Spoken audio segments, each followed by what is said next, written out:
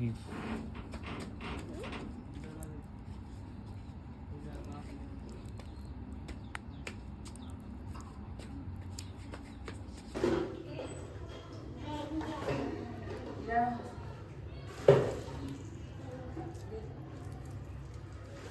যে আজকে মহিষের মাংস দিয়ে রান্না হবে পাকিস্তানি পেশোয়ারি বিফ। লেবু হালকা লবণ দিয়ে 20 মিনিট ভিজিয়ে ওয়াশ করা হয়েছে যাতে ব্যাড স্মেলগুলো চলে যায়।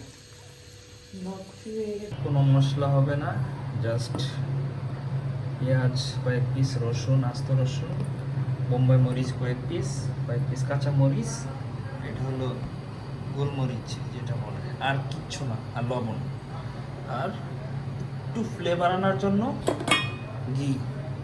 তরকারি রান্না করতে হলে অবশ্যই চর্বি লাগবে, চর্বি বা চর্বিযুক্ত মাংস। তো মহিষে খুবই কম চর্বি হয়েছিল, তাই কয়েক পিস চর্বি নিয়ে নিলাম। এই যে ফার্স্টে নিচে চর্বিগুলো দিব, যে হাড়গুলো নিচে দিব যাতে ওদের রসগুলা মানে নিচে বের হয়। জাস্ট সাম সল্ট, পেঁয়াজ, রসুন আস্ত,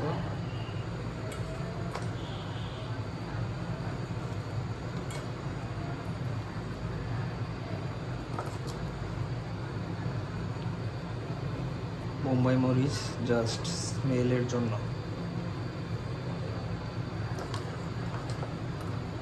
এই এক পিস রসুনটা খাওয়া যাবে, আর একটু জুসি কিছু আদা কুচি। আমার কাছে আদা খাওয়াটা ভাল লাগে, কিছু দিলাম, না দিলেও চলতো। এখন লাস্ট পানি, এই যে জাস্ট এতটুকু পানি হয়ে যাবে, 1 গ্লাসও লাগে নাই, একটু দিই।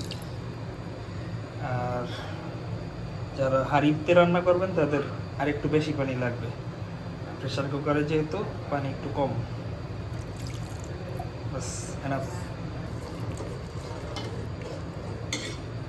একটা দিই, স্মেলটা ভালোই আসবে।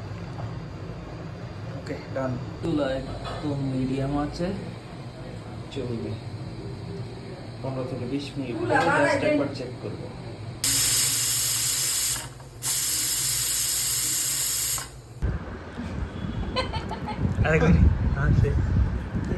সফট বাবা, গরম। এই যে এতটুকু লাইফে ফার্স্ট টাইম পেশোয়ারি বিফ।